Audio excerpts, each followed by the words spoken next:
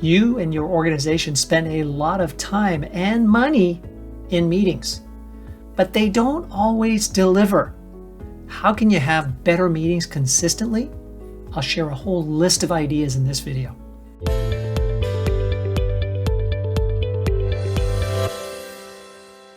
First, let's start with the basics. Believe it or not, there are still people who run meetings without an agenda. I would suggest that you have an agenda for almost every meeting and let others contribute to the agenda so that everyone is a part of it.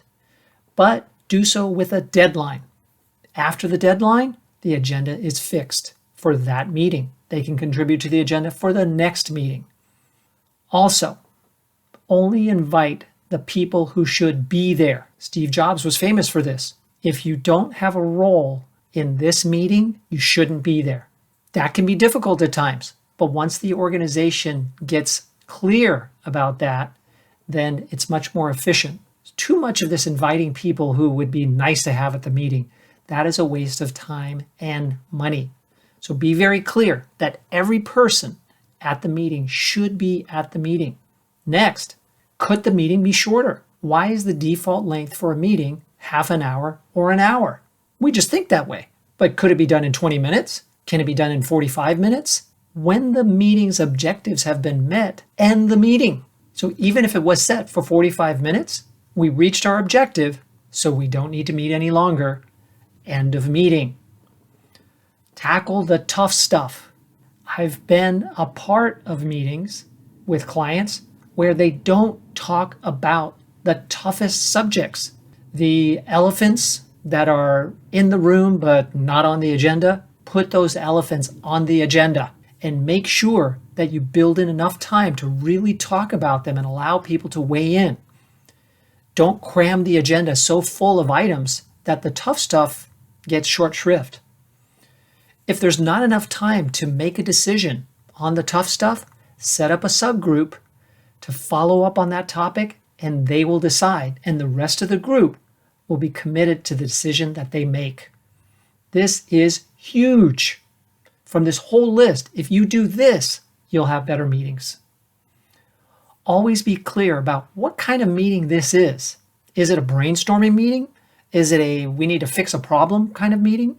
Is it a general update meeting? Is it a we need to create a plan of action to execute on this project meeting? When people are aware of what kind of meeting it is and it doesn't bounce around being different kinds of meetings, people can come in with the right frame of mind to contribute accordingly to the meeting. And speaking of contributing, you've already heard this before, but everybody should contribute, right? If everybody in the meeting should be in the meeting, then everyone should contribute. But there is the reality that within every meeting, we have mins and we have wins. What do I mean by that? This came from a book called Conversational Capacity. Mins are people who are minimizers. They tend to kind of withdraw. They don't contribute as much, especially when they have wins around them. Wins are winners who like to win their point, argue their point. They like to talk a lot during meetings, and they will often overshadow the mins. We don't want that, right? We want the mins to contribute as well. So what's a method that you could do? A method is called read, write, share. Read, write, share is where everyone reads what it is that we need to be thinking about, talking about, and addressing, and then they write down their thoughts. And then each person shares, and they read what they wrote. They don't change their answer based on what someone else shared. They share what they wrote. This way, everybody contributes equally to the conversation, and it can be very effective to get the wins to contribute more. Now, this one should be obvious, but it's not always executed on well. No cell phone activity in meetings. If people need to be on their cell phones during the meeting, then they probably shouldn't be at that meeting because they won't be able to fully contribute to the quality of the conversation, and they will distract other people from contributing to the quality of the conversation. And you know that itch you get when you see someone else on their cell phone? Well, we don't want to scratch that itch. We don't want that itch to even happen inside of these meetings. The last thing, have an appointed person to do a few different things. One, if the conversation is going off track, they say so. Two, If it seems like not everybody is contributing, they say so. If it seems like everybody is being too nice and agreeing with everything, they say so. They are appointed to ensure that the meeting is high quality and gets things done. And that would be my last point, actually.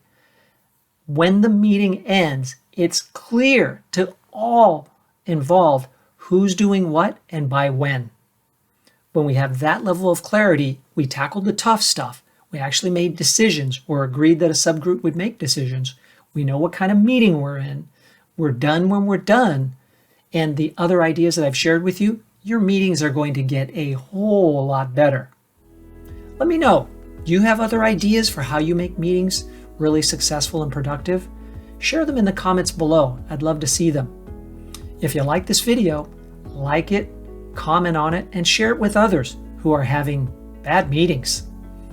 If you'd like help instituting some of these ideas and more to work better together as a team or as the leader of a team, email me, michael@BAECexecutivecoach.com. I'd be more than happy to entertain the idea of working with you as your coach or working with your team as the team coach. You can also visit the website, BAECexecutivecoach.com. And if you haven't already, subscribe to the channel because new videos are released each week for leaders like you. Thank you very much.